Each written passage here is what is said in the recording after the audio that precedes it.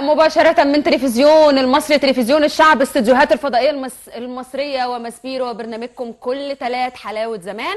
التلات من كل أسبوع طوال شهر رمضان الساعة 1:45 2:15 بتوقيت القاهرة، دائما وأبدا معاكم وحلاوة زمان. أجمل أغاني زمان، ألحان زمان، أصوات زمان، فن زمان، حب زمان، إعلانات زمان، كل حاجة متعلقة بزمان دايما في حلاوة زمان. تابعوا معانا الفاصل اللي فيه أجمل الأغاني اللي هتقدم النهاردة، ومرة أخرى تكونوا معانا على الهواء.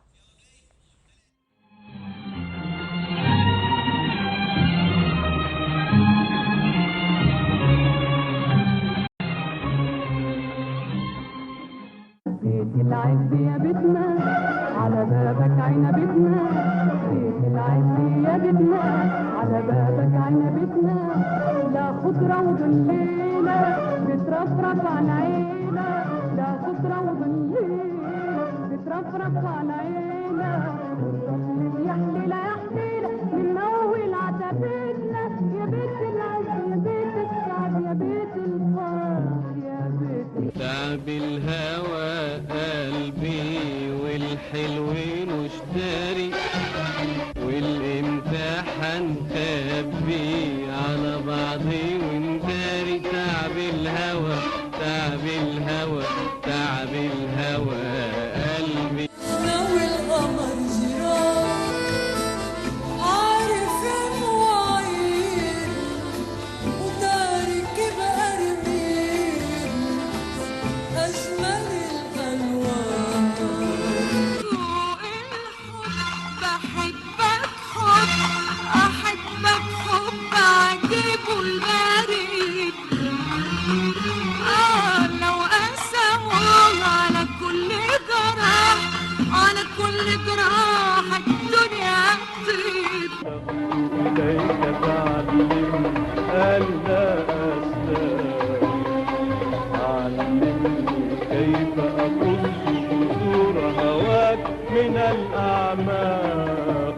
علمني كيف تموت الدمعة في الأحزاب. علمني كيف يموت الحب وتنتحر الأشواق.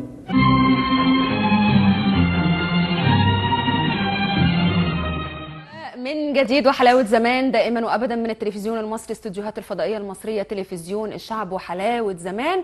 متعودين كل حلقة نجيب لكم صور نادرة وصور قديمة بتشتغل عليها طول الأسبوع المعدة ومقدمة البرامج المذيعة الجميلة رانيا محمود. أول صورة معانا في حلقتنا النهاردة صورة من فيلم شيء من الخوف، صورة للفنانة الجميلة شادية. الصورة من فضلك نحطها يا محمد.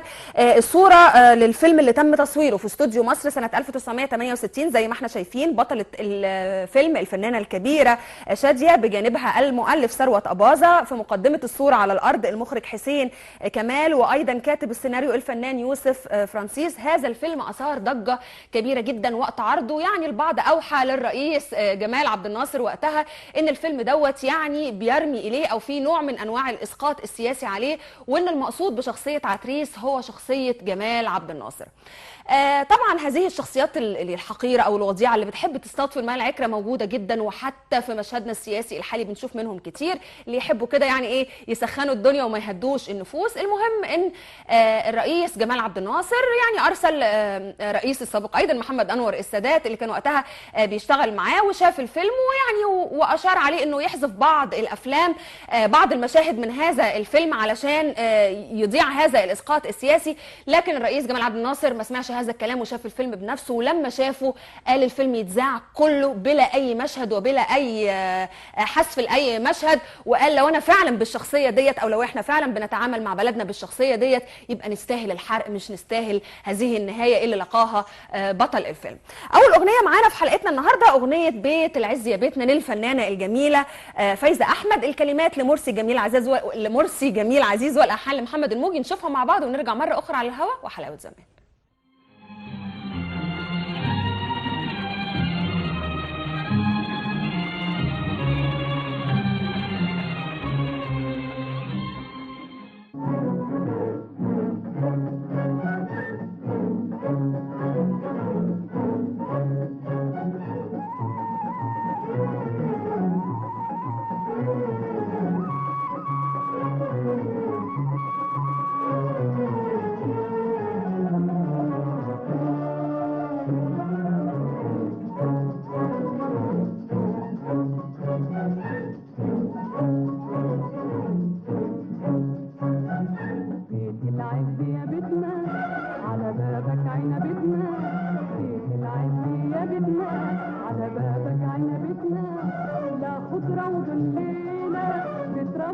على عينا لا خضرة وظليلة بترفرف على عينا والطفل يحليلة يحليلة من أول عتبتنا يا بيت العز يا بيت السعد يا بيت الفرح يا بيت العز يا بيتنا على بابك عنبتنا بيت العز يا بيتنا على بابك عنبتنا لا خضرة وظليلة بترفرف على عينا لا خضرة وظليلة بترفرف على عينا يحليلة يحليلة من أول عتبتنا يا بيت العز يا بيت السعد يا بيت الفرح يا بيت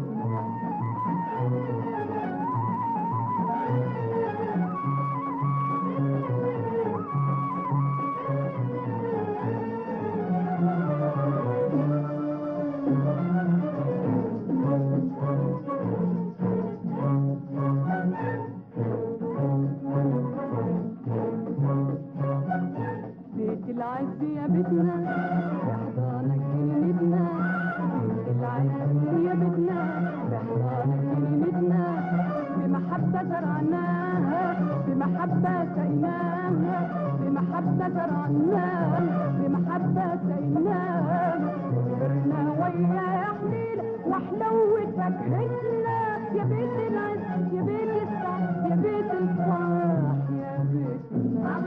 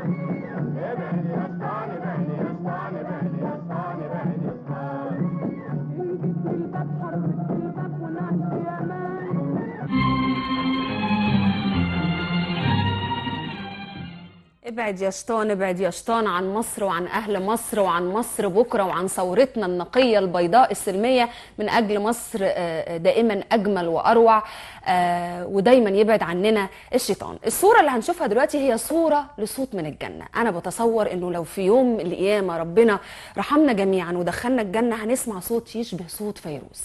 هنسمع هذا الصوت الرائع اللي الموسيقار محمد عبد الوهاب هو اللي قال عليها صوت الجنة. قال على كوكب الشرق أم كلثوم صوت الأرض من قوته ومن عظمته ومن جبروت هذا الصوت، وقال على صوت فيروز بنعومته هو صوت الجنة. هنشوف مع بعض صورة نادرة للفنانة فيروز في بدايتها، يمكن في الفترة اللي ارتبطت خبر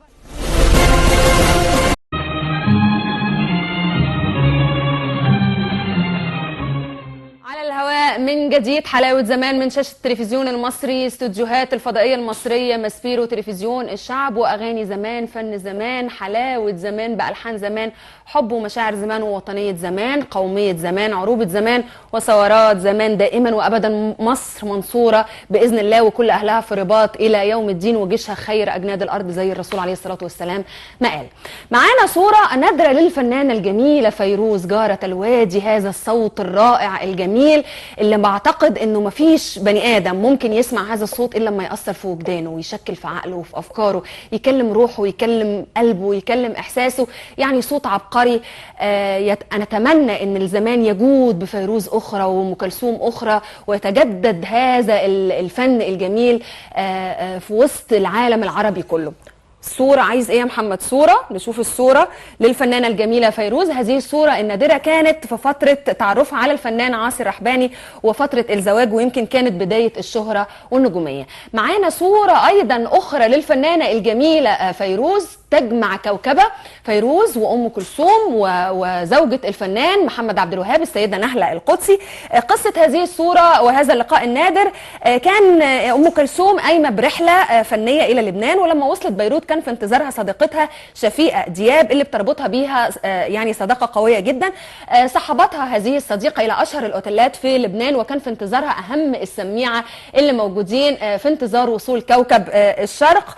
وكان هذا اللقاء النادر بين كوكب الشرق وبين أم كلثوم، وكان فيروز بصحبتها زوجها عاصي الرحباني، أيضا السيدة نهلة القدسي زوجة الموسيقار محمد عبد الوهاب.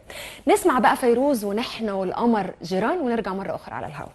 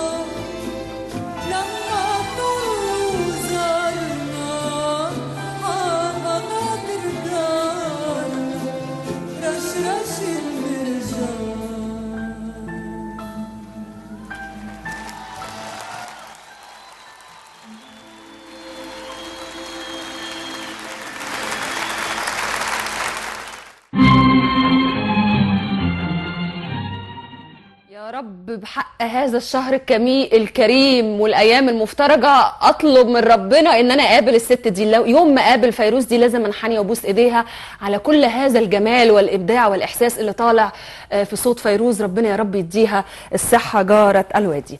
الاغنيه اللي معانا بعد كده هي اغنيه للجميله ورده. ما عندكش فكره، دي الكلمات لعبد الوهاب محمد والالحان لحلمي بكر.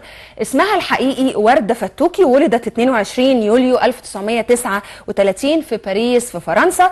أب جزائري بينحدر من ولاية سواء هراس بالجزائر، وأم لبنانية من بيروت. ويمكن دايما التوليفة اللي بتجمع بين البلاد العربية بتطلع فن حقيقي بيبقى شارب من المكان ده وشارب من المكان ده. كل بني آدم فينا بيتأثر بالجغرافيا زي ما بيتأثر بتاريخ المكان اللي بيجي منه. عشقت الغناء منذ الصغر، وقدمت روائع لكوكب الشرق أم كلثوم في النادي اللي كان بيملكه والدها في ذلك الوقت. يمكن اتعلمت أصول وقواعد الغناء على يد الفنان والمطرب التونسي الصادق سرية في فرنسا، وبعد كده اتعرف عليها المنتج والمخرج حلمي رفلة وجت لمصر. اتعرفت عليه لما كانت في أجازة مع الوالدة في لبنان، جت مصر سنة 1960، لبت هذه الدعوة وبدأ مشوار وردة الفني والأعمال الرائعة اللي قدمتها. خلونا نشوف وردة ما عندكش فكرة بحبك قد إيه.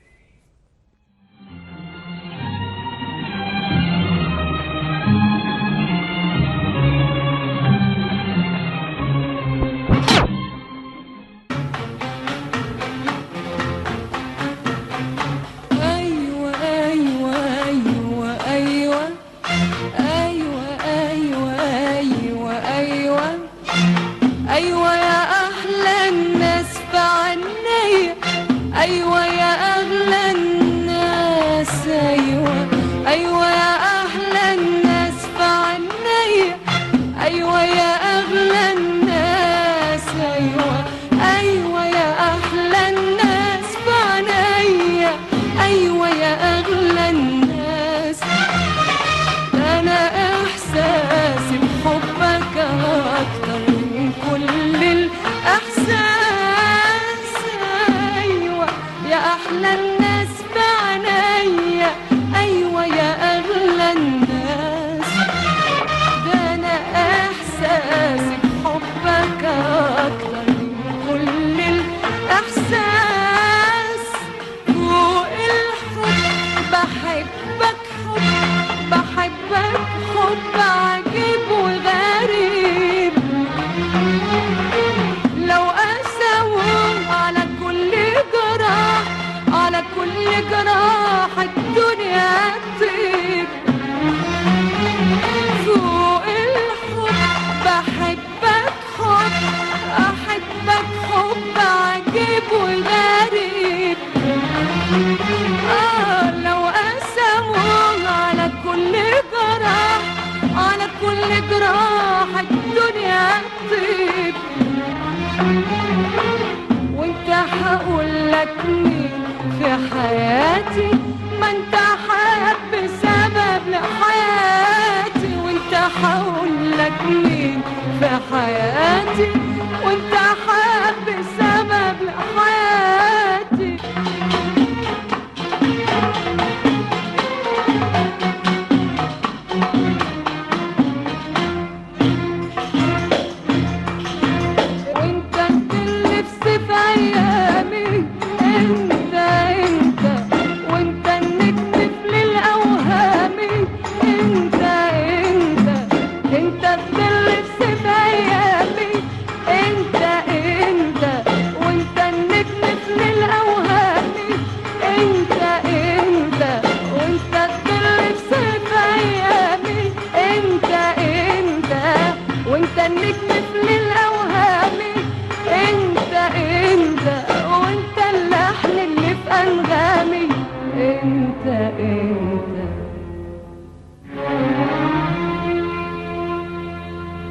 انت اللحن اللي في انغامي،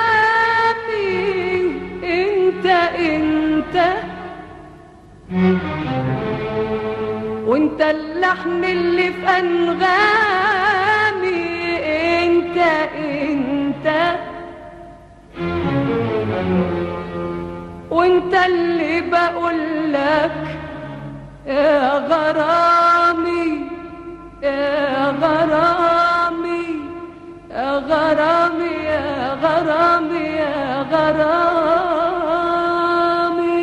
بحبك لوحدك، بحبك لوحدك من الدنيا دي، كأنك هواها من الدنيا دي.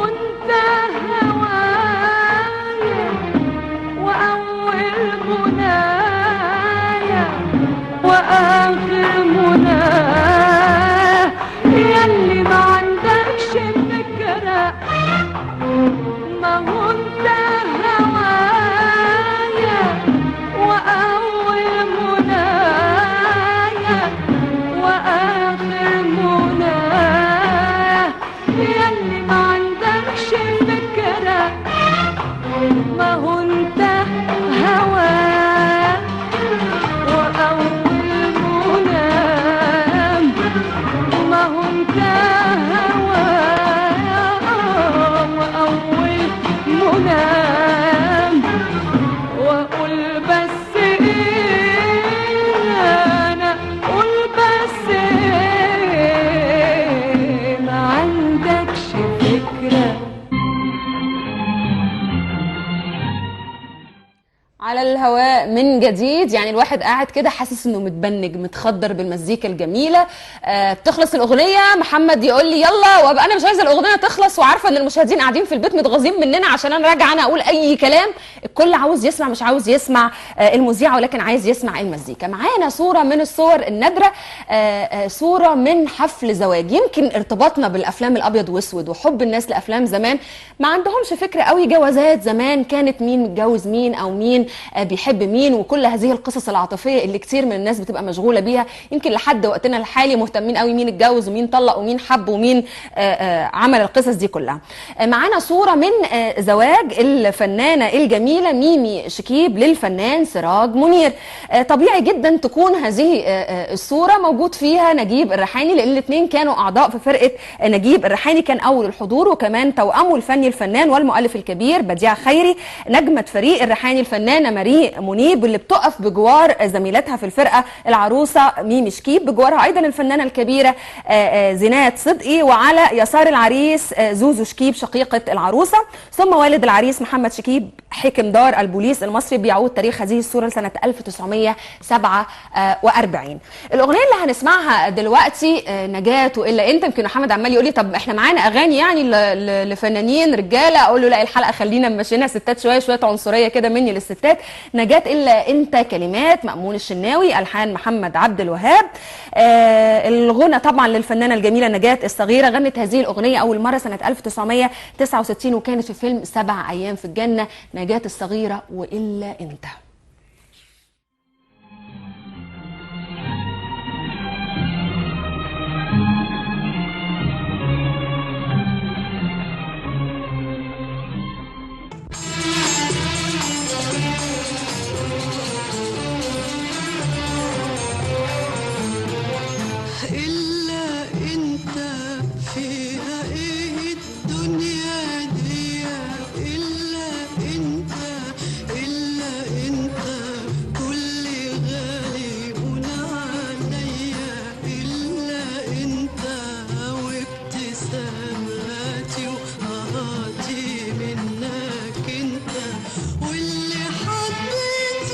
حياتي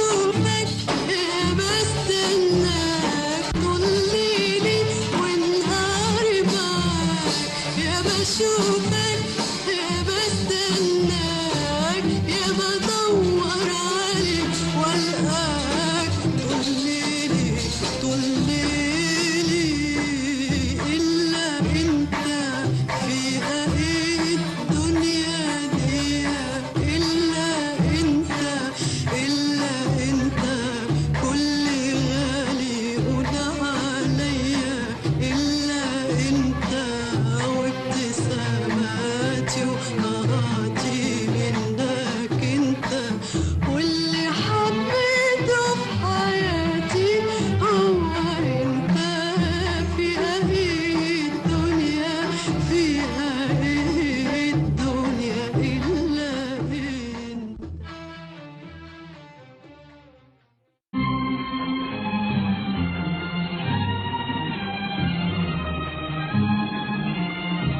حكم فينا دايما الوقت بيجبرنا ان احنا نمشي ونسيبكم ونسيب المزيكا الجميله، لكن دايما على موعد بلقاء جديد الثلاث من كل اسبوع الساعه 1 والدقيقه 45 2 الا ربع بتوقيت القاهره. وحلاوه زمان تحياتي ايتن الموجي.